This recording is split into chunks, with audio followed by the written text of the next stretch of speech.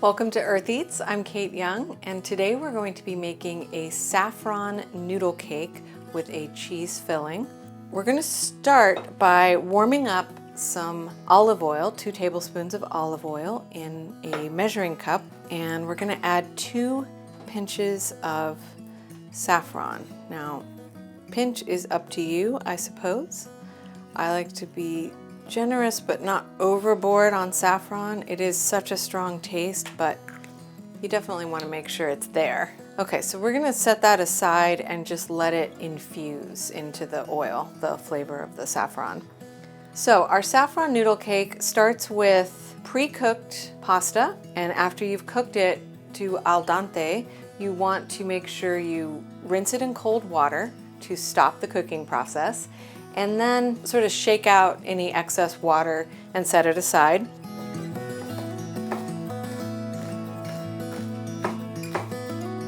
If your knife is not perfectly sharp, chopping scallions will really reveal that.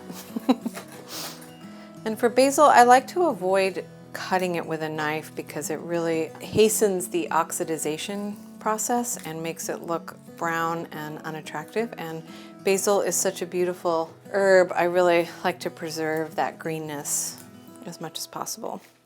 It smells like summer. So we want a total of 1/3 cup of fresh basil. So we'll want some grated Parmesan, about 1/2 cup. Eggs need to be lightly beaten.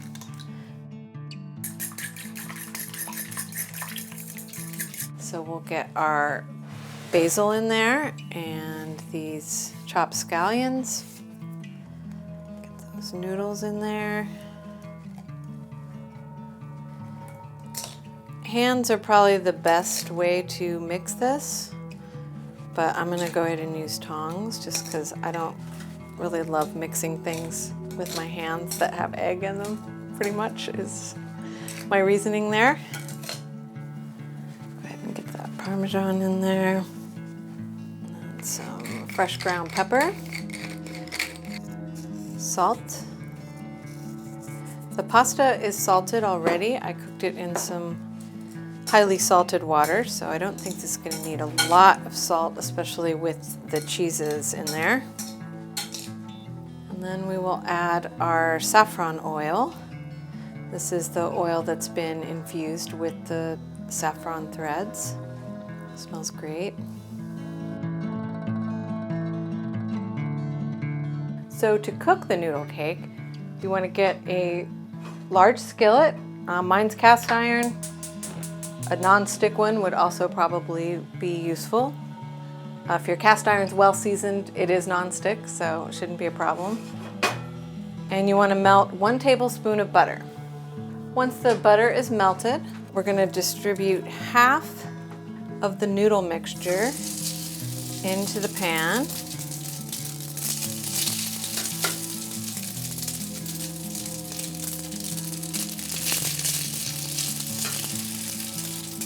Kind of flatten it out with the spatula. And then we're going to layer some fresh mozzarella slices inside. You want to leave about a 1/2 inch border. We top it with the rest of the mixture. And you do want the cheese to be fully covered because we're going to flip this over, believe it or not, and you don't want the cheese to be coming out because it tends to stick in the pan. Okay, and then we will cook this for about 10 minutes on a medium high. Kind of check underneath to see if it's browning. And once it is, we'll flip it and brown the other side. The best way to know is just to kind of lift it up and take a peek. You might have a little too much browning, but we'll see. So you can turn off the heat. First, I think it's a good idea to go around the edge and loosen just to make sure nothing is sticking. And then take a plate, put it over the top. Very carefully using some good oven mitts. Do a flip hope that it comes out. Woo! All right.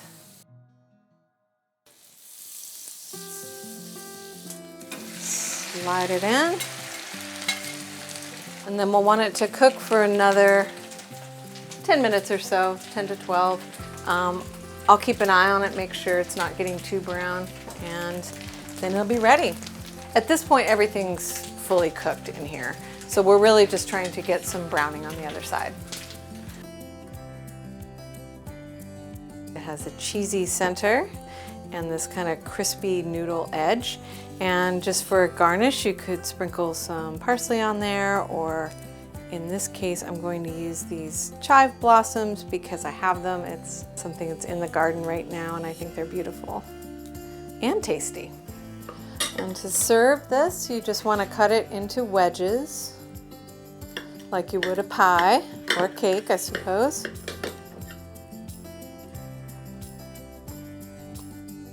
This is so great. It's got just the right amount of crunch and just soft and gooey in the middle. The saffron taste is very much present, but so are the other herbs. The basil's coming through, the scallions.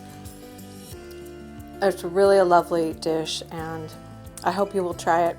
Little tricky cooking it in the skillet, but definitely doable. I have never had a problem flipping it over or getting it out of the pan. I hope you'll try it, and I hope you enjoy it. Thanks so much for watching. If you enjoyed our video, please like and subscribe, and be sure to subscribe to our podcast, Earth Eats, wherever you get your podcasts. I'm Kate Young. Thanks for joining us.